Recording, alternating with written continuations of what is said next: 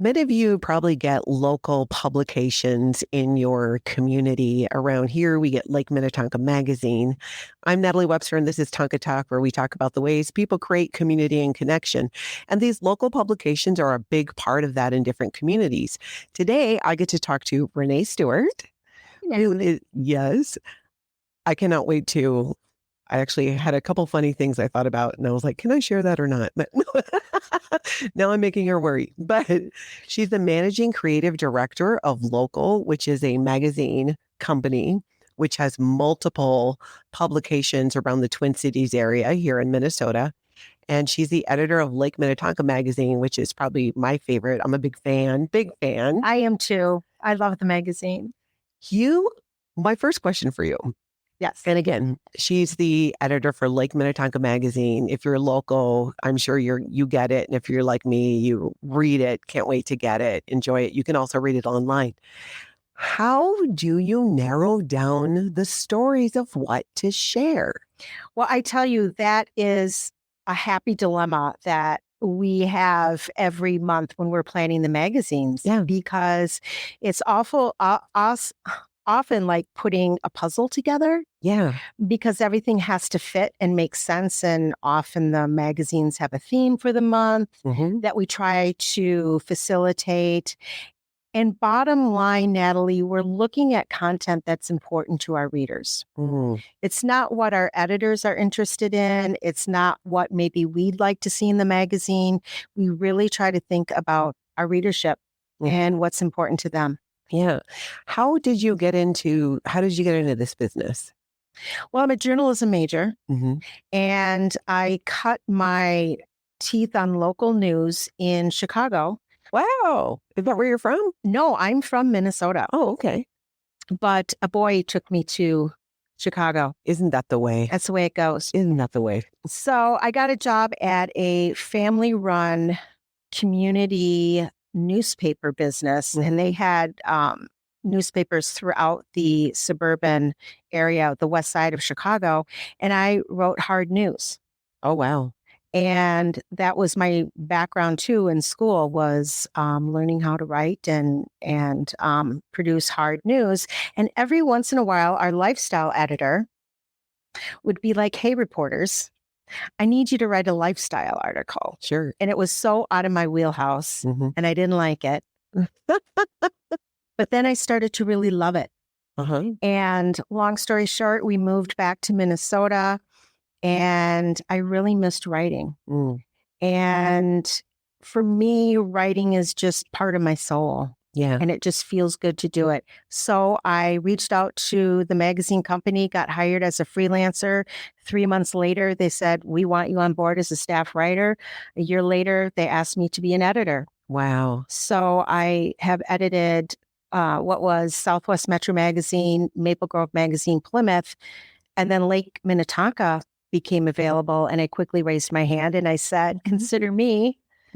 And so I started editing that as well. And then the managing creative director position revealed itself. And I said yes to that with the caveat that I was able to keep Lake Minnetonka magazine because I love it. Yeah, it's a good one. What would you say if somebody wanted to get into, kind of like you did with freelance writing, being that Local covers so many different magazines, do you have any advice for someone who wanted to start, kind of like how you did? Well, no, not exactly, because you're trained in journalism, but with a lifestyle magazine or has an interest in it. Is there a way for people to reach out? I was curious about that. Do you accept other, if somebody says, hey, I have an idea about this, but I'm also a writer. Sure. Well, there's several ways that people can get involved. We do have an internship program. Oh. So we have interns working with us. They come in 3 times a year. There's a rotation. And so we really dovetail the program into what they're interested in. Some of them are more interested in, believe it or not, the fact-checking part of it. Oh, that sounds so boring. I know, but we need them and we love them. Others are really interested in developing their writing skills. So we dovetail whatever they need. We try to create that experience for them. We also have If anyone is interested in being a writer, you don't have to have a journalism degree, of course. It's just that you need to be curious. Yeah, yeah. And you need to know where to put a comma. We love our commas. But, just shoot me an email and we can talk because, a lot of our current writers are people who have reached out to us first. Yeah. We also have in the beginning of our magazine, you'll notice our noteworthy section, and that is filled with local contributors.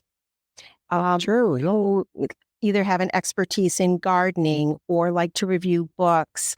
I'm currently looking for someone who likes to listen to podcasts and wants to do podcast reviews for me on occasion. So if you have a particular interest and would like to share it with the community, reach out to us. We're always looking for that. I'll share your contact information in the show notes. Perfect. So you can go ahead and reach out. And again, if you love podcasts, I'd love to do it, but I'm biased. I think you have enough on your plate now. You cannot do one more thing. Exactly. That's kind of part of my issue. I get so interested in so many different things going on and so many different people. That's why I was curious how you narrow these things down, because I guess we're fortunate to live in a community where there's a lot of people doing a lot of cool things. Absolutely. And, that brings to mind something that I learned as a young reporter. And sometimes when you're first new in the business, you have an attitude of what constitutes news. Yeah. Or what is interesting. And what I learned is that everybody has a story to tell. And yes, everybody's interesting. Yes. Right? Yes. And so if you approach our job in that way and have a level of respect for everybody and everybody's story, they just start flowing in, and it's easy to identify something that might be of interest. Oh, I agree completely. I'll be in a doctor's office waiting for a blood draw. Sometimes you're on the bench and you're like one person's ahead of you and you're waiting. And I've gotten into conversations with people. Right. And I'm absolutely fascinated. Absolutely. All ages, all different backgrounds. When you really talk to people and just ask a couple of key questions or just have that curiosity, I think that was it. You hit the nail on the head. Absolutely. And that's something that I've discovered too, as the creative director, is part of my job is helping the editors throughout the Metro discover story ideas. So for example, I'll go to, I was out at the Arboretum at an art show, and I talked to almost every person there who was displaying, asking them their story. Where are you from? And just being able to do that in maybe some of the content doesn't fit our magazine, but just learning about people and what drives them, what motivates them is so interesting and can be really inspiring. Oh, yeah. We totally share that. We should go on like a trip or something together, because I think it's not that often. Honestly, I mean, I know people are interested in people, but I feel like you and I like have it at it's next level. I think so. Well, I told you when I walked in today that I was nervous because usually I'm the one asking the questions. Yeah. And I have every writer's security blanket. I'm holding on to my pen. I don't need it for anything, but it just makes me feel more comfortable to have a writing instrument in my hand. Well, and it's a tool. It's knowing how to use your tools. That's right. With Lake Minnetonka magazine and the other publications that Local does, and you tell me, do they do the same things that like at Lake Minnetonka magazine?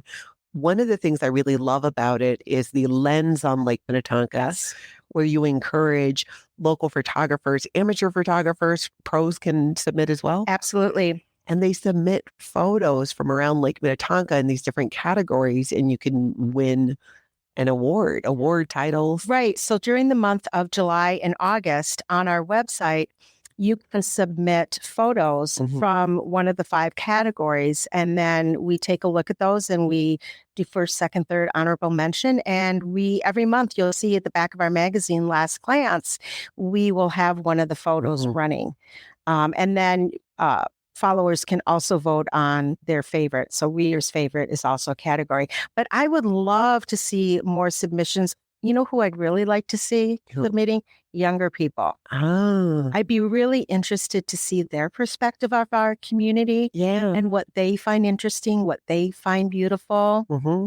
So it's open to all ages. Yeah, that's a really good point, and we'll share a link in the show description. So it's definitely you millennials and Gen Z get out there and Yeah. find what interests you in the community. And the categories, those are shared online. So Those are online. Yep. Those are shared online. And even, high school, grade school kids, yeah, we know you know how to use a camera on your phone, that's right. That's what's so different now too. right? Have you seen over the years kind of an increase in different types of photos? Do you know if they submit using like I took this on my phone or is like I used my Canon? The vast majority, I would say, are done on an iPhone. Wow. And it's surprising. And we added abstract as a category Oh, wow. because of the types of photos that people are able to do Hmm. just with their iPhone. Yeah. Are really interesting. So we wanted to honor that perspective. So we added abstract into the competition. But I will have to say that, especially for younger people, having their creativity acknowledged in local news or local magazine such as ours, you never know what impact that's going to have. And I'm going to tell you a personal story. One of my sons, back in the day, long before I started working for the company, submitted a photograph to the magazine Hmm. and won. Wow. And it was a photo of a hosta, and I still have it, a variegated hosta, and he captured the veining and the different colors. It was just beautiful. And what that did for that kid Hmm. to have his creativity acknowledged by someone other than his family. Yeah. And what is mom telling him how great he is? I know, or as, a photography instructor at school. So get those kids involved Hmm. and it's a great way for them to get involved in the community as well and have them looking at their community through a different lens. That's a great idea. My stepson, when he was younger, submitted a photo to the city of Tonka Bay for their newsletter. And he had a couple in there. I think he was around 12 at the time, 11, 12, and was getting into photography. And it just made his year. Absolutely. So I love that. So get your young people and get out there with your cameras. Let's see what you got. Exactly. What about the other thing that I love about the magazine is the best of. I know, I love it too. So let's talk about that because it's coming up in January. Mm-hmm. So every year, all of our magazines have a best of contest where we put forth certain categories. And on our websites, you can go online the month of January and vote for your favorites, restaurants, attorneys, favorite spots in the community, for example, to take a senior picture. Oh, wow. Listen, I have 4 kids, all 4 of them senior pictures in and around Excelsior. So we know that people are always looking for a good spot. Anyway, there's many, many categories. We've also added the best of the West Metro. So you can also honor businesses that might not be right in the Lake Minnetonka area, but serve them. Voting is live all of January. Please support your local businesses in this way. It means a lot to them. You have no idea the feedback that we get from businesses when they're nominated. They're thrilled. And it means a lot to them because it's coming from their customers. In March, we will online put out the list of finalists. And then in July, we will announce the winners in our magazines and online. And I want to go back to the question that you asked about how do we choose content and how do we whittle that down? Yeah. So in that issue, there's also a piece called Editor's Picks where I go out and highlight things or people that I'm really interested in the community. I'm done. Like I have my article written. Wow. Because it's that easy for me to find things in the community that I just love. Yeah. And so I'm so excited for that article to come out because it's my opportunity to share personally with the community what I love because I live close to here. So naturally, my husband and I drift over into this area for our entertainment, for the trails. Oh gosh. And I'm a Pisces. So I need my water. I do. Sometimes I just need to hop out of the car and stand on the shoreline Mhm. and receive the water of Lake Minnetonka. Yeah, exactly. Yeah. Purify yourself in the waters of Lake Minnetonka. Oh, yes, I know. Good enough for If it was good enough for him. us. But you seriously go online in January. So in January, people can nominate. Or Yes, they can nominate and vote for people. Like we used to have businesses listed, and then people would just vote for the businesses. And we thought, no. This needs to be more organic. And so you will go on and it's all write-in. Oh, wow. Okay. Yeah, that is different. It is different. So and this started last year. And we just felt that, this is the reader's article. And so they need to really be the ones writing it. So it's all write-in. And that brings to the point too, on the top of our masthead, it says, our community, our magazine. Yeah. It's not my magazine or the writers or the other editors. It really is the community magazine. And I think our best of issue really shines a spotlight on that. And I know last year I put the followers and the readers in the byline for the best of because they wrote it, not me. It was their decision, not mine. And so I think that's really fun. That's so great. Are you going to have a podcast category? Should I start lobbying the public? Oh my gosh. I think you're putting ideas in my head. Yeah, because Tonka Talk right now is Lake Minnetonka's #1 podcast. It's not the only podcast, is it? But it's the best one. We might have to sneak that in. But I'm biased, maybe. I like it. I like the idea. It is. Well, we share that. The whole idea, again, with Tonka Talk is sharing these ways people create community and connection. I'm absolutely floored by the different ways that is done, but also what drives people, where they came from and what drives them to want to be able to do that. That is the part that I really get excited about. And then seeing them going and doing it and creating these things and just expanding their sphere of influence. Right. Exactly.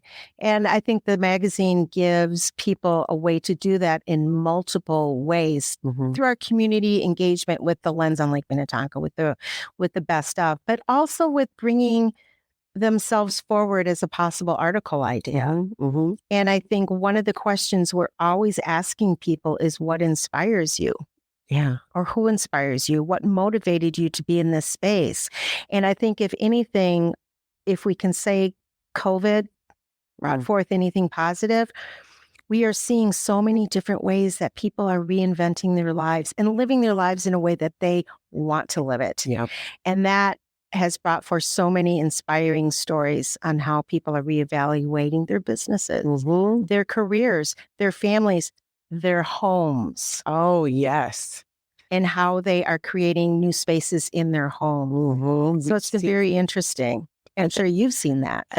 In real estate, that's probably one of my favorite things of the last couple of years is recognizing, working with both buyers and sellers, where on what they're looking for and how that has changed and how amenities in a neighborhood have taken on a whole nother vibe. Before it was like, oh yeah, it'd be great. Now it's an absolute necessity. Where's the nearest trail? Where are the nearest parks? Where are the nearest beaches? You want to know that. But post-pandemic and during, even the interior of a home, how you know how we kind of were doing these big open spaces and they still exist. What I found to be very interesting is I had many clients who were looking more for basically a home where if they were stuck there again, that if you have two people working from home, right, or even more, some families have adult children or they're multi-generational families.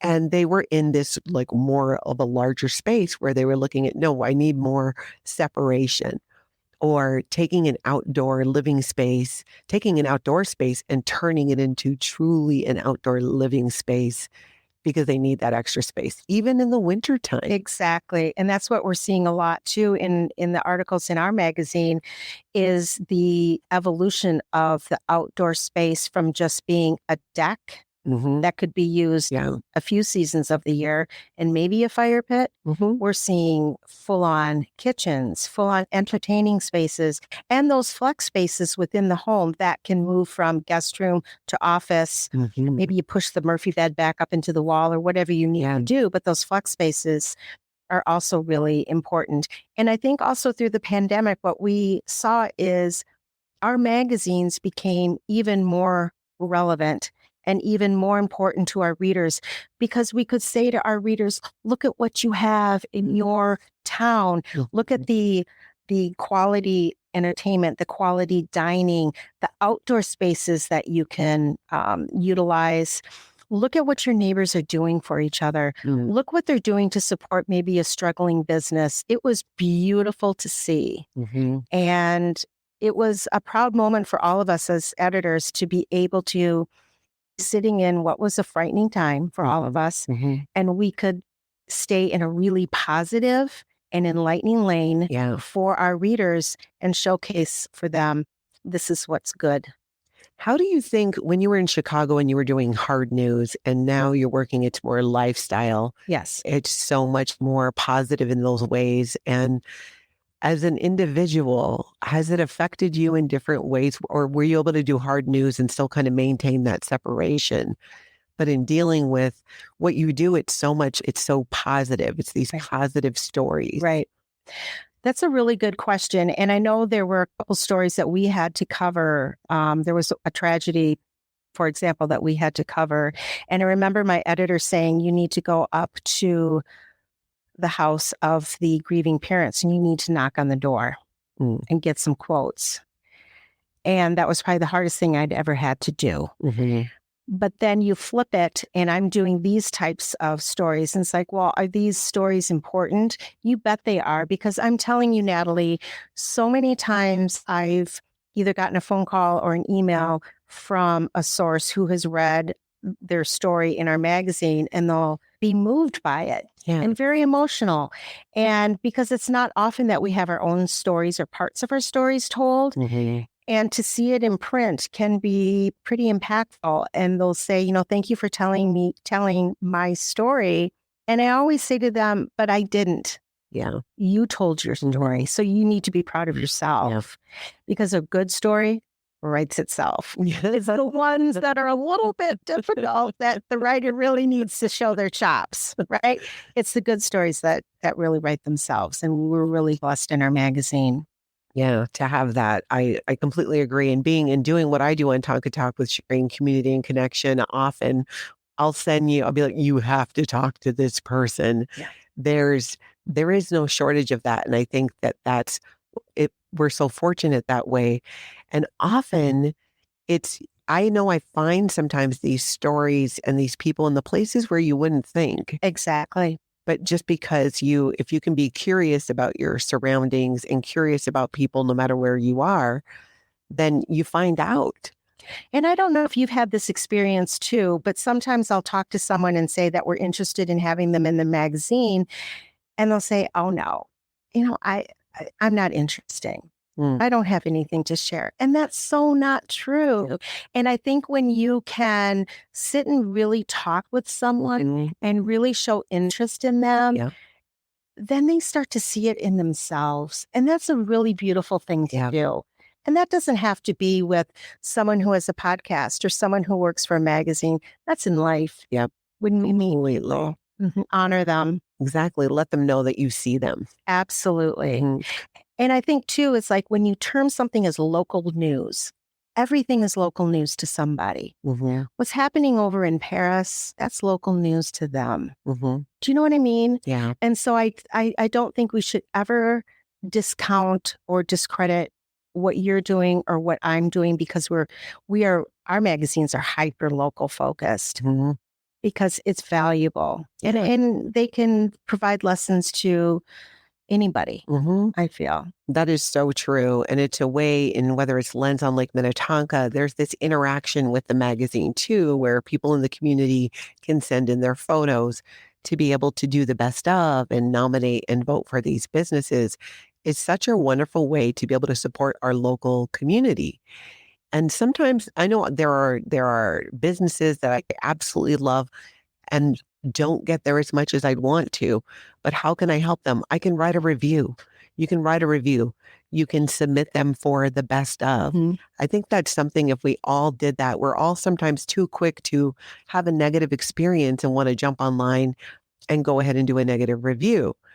Whereas I was sharing this with you, it's if I have an experience, I usually, especially if it's local, I try to handle it offline Right. because it's just like, hey, sometimes things happen. Right. I have bad and off days too.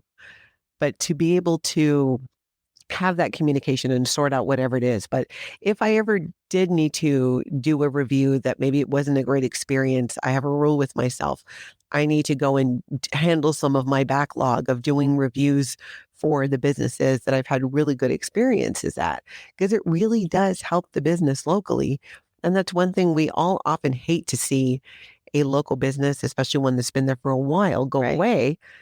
But if we don't support them, that's what's going to happen. Now, sometimes people retire, which we've had happen. Right. And you know what? We're not going to fault them for that. You can't be doing this forever. But it's such a great way to be able to leave them a review or go ahead and nominate them for the magazine. It's just such a great way for us to support local. Absolutely. And that's really the cornerstone of our magazines is to support local Mhm. business. And, we try to showcase businesses as much as we can in our magazines and business owners and learn more about Yeah. who's in our neighborhood. And what they're doing and how did they get there and why are they doing it? Absolutely. Absolutely. Could just, to put some personality and some perspective into the local business owner, I think is really important. Yeah, I agree with you completely. I'm so glad you agreed to come and do this because, like you said, normally you're on the other I side. know this has been really fun. That's why I thought, oh, I want to sit her down and ask her some questions and find out more, kind of pull the curtain back a little bit and see how the donuts are made. Right. Because we see these beautiful publications, but I think a lot of people don't realize what goes into creating them Right. or how interactive they actually are. They really are. Mhm. And I think that's something that we pride ourselves on and we enjoy as editors connecting. And even our editorial advisory boards are made up of community members Yeah. because we like to hear about what they're hearing. And, they have different connections that we might not have. Mm. And so those relationships are very important. And you were an advisory board member for us for Mhm. quite some time and have continued to be a really great friend to the magazine. Yeah, don't let the fact that I'm not on the advisory board stop me from running my mouth. Yeah, I get that. I get some emails from her from time to time.